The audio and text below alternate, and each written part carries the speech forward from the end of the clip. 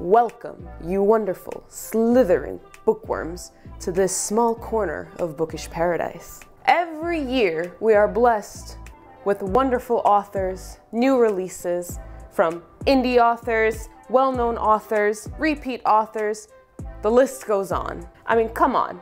Who wants to dive into their TBR pile, right? When you can just buy some new releases. We're gonna pretend that my wallet didn't just roll its eyes at me. Regardless of how big our TBR pile is, we're always craving some new releases. So I have compiled a list of my top 10 releases for this year, and I've already pre-ordered a couple of them, and I've already received one, and I can't wait to dive in. But first, I need your help.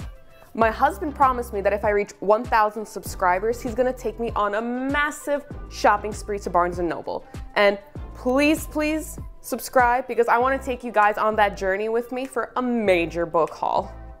We're gonna jump in with book number 1, and I don't even think I need to elaborate on this one because we're diving in to the second book of the Crescent City series. On a serious note, House of Sky and Breath, the second book in the Crescent City series, is one that I've been looking forward to ever since I finished the first book. I think Madame Mass needs to put a disclaimer on this book before anybody reads it about how crazy of a roller coaster it is. Like when you open the first page and you have a small disclaimer like, you must have this much emotional health to read this book. For those who haven't read the first book, the reason I say that is because I laughed, like full-heartedly laughed in many scenes. I cried a good 3 to 4 times throughout the book. I fell in love with the characters. Like, I mean, what's better than having book characters as besties, right? Like, I really related to them. And the crazy world building that this author has created in this series. So I think it's slightly biased, I don't know, but I have very high expectations for this book. It actually might be one of my 5-star reads for this year, but that's for another video. The second book that I want to get into this year is called Hotel Magnifique. I have heard wonderful things about it, and the top thing that I've heard is that it relates to the Caraval series. Am I pronouncing that correct? Caraval? Caraval?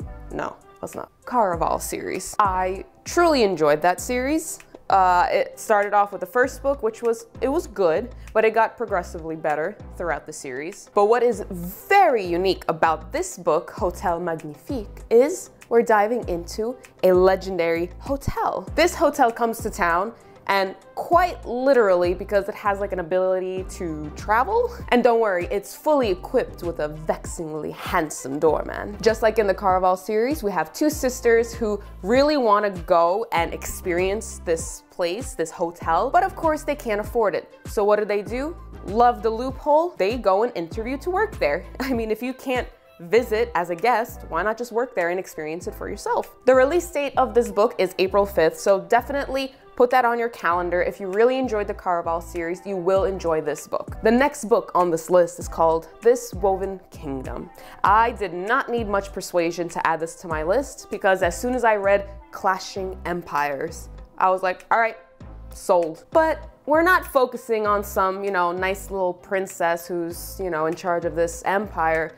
No, we're gonna be talking about some disposable servant who holds dark secrets that can literally change the outcome of the world. This book came out in February, and I heard that it's gonna be the first book in a trilogy. I want you guys to tell me down in the comments, do you guys read books as they're released in a series, or do you wait until all the books are out and then proceed to reading? Moving down the list, we have Spells for Forgetting.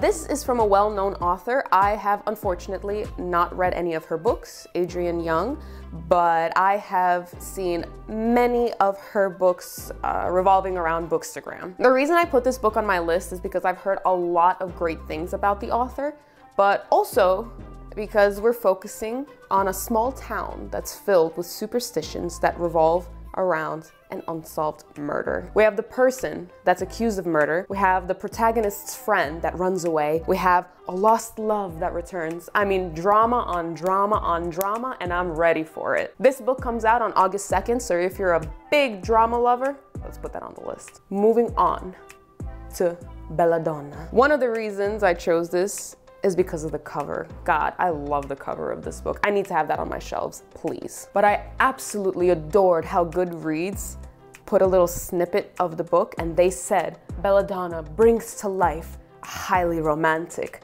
gothic-infused world of wealth, desire, and betrayal. Oh, and I think it mentioned something about a murder, so I think I have like this small trend going on in my list, so maybe I need to go outside and touch some grass, I don't know. This book comes out August 23rd, so if you want something a little more steamy and gothic, definitely add this to your list. Moving on to the next book on the list, we have Gallon. This is a repeat author for me, V.E. Schwab. She is such a talented author, very talented. She wrote the book, The Invisible Life of Addie LaRue, and it took me a couple of days to read that book. Not in the sense that it was too long or it was too hard to read, but I would read maybe like 30 pages and go like, oh my God, put it down, walk around, try to digest it a little bit, and then go back to reading and repeat until I finished it. This book is quite interesting because it's actually classified as YA horror fantasy. I think they classify it as that because there's a lot of paranormal references that are in this book. We focus around an old girls' school, and old girls' school plus paranormal, you know, we've had a lot of instances of those kinds of books. Regardless, I do like that kind of a theme, and I'm very much looking forward to it. And this book already came out in March, so definitely go get it. The next book, Monsters Born and Made. Number 1, the title, captivating. Number 2, the cover, gorgeous. Number 3, the plot, scandalous. All right, it's not quite scandalous, but it's very, very similar to Hunger Games. So if you are into the Hunger Games-esque kinds of books, this is what you need to read. This is actually a South Asian inspired fantasy where we have a brother, a sister, an ex-boyfriend, and an elite group of people that have deadly tournaments. We have the ruling elite, we have deadly tournaments. Merge that together, definitely Hunger Games vibes. And I'm here for that, I really am. This book comes out September 6th, and I can't wait for it. We're not done yet. We are visiting the Drowned Woods. This book actually takes place in the same setting as the Bone Houses. However, we have a vastly different set of characters. We are focused on destroying a prince, toppling down a kingdom, and the reason I chose this to put on my list is because we're focusing not on just one protagonist, but a whole crew of allies, including a corgi. That's all I needed. We have a little corgi there as part of our crew of allies. We're done, we're good. This book comes out August 16th. Read it just for that. This next book is different because it's not fantasy.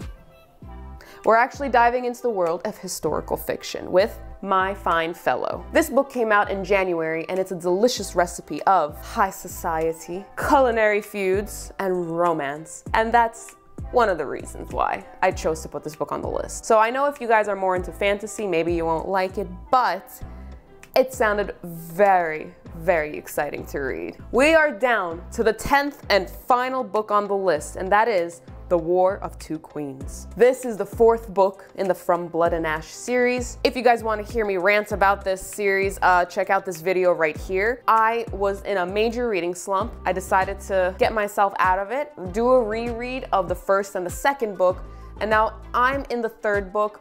I read 60 pages of it, was crazy overwhelmed, was freaking out, stopped reading for a solid month. Every time I looked at the book, I kind of like pretended I didn't see it there. But then I resumed reading. I'm on page like 200. I want to collapse to the ground and cry. And now that the 4th book is out, I don't think I can handle this emotionally, but I need to. Regardless of what I think about this series, which by the way, I love this series. This book already came out in March, so do yourselves a favor, check out this series. We talked a lot about murder, corgi friends, toppling empires. Regardless of what you look for in a new book, every year is always filled with new releases. This was my list of top releases of 2022, and I can't wait to hear what you guys are looking forward to this year. And go check out this video right here. Thanks again for joining me in my small corner of bookish paradise.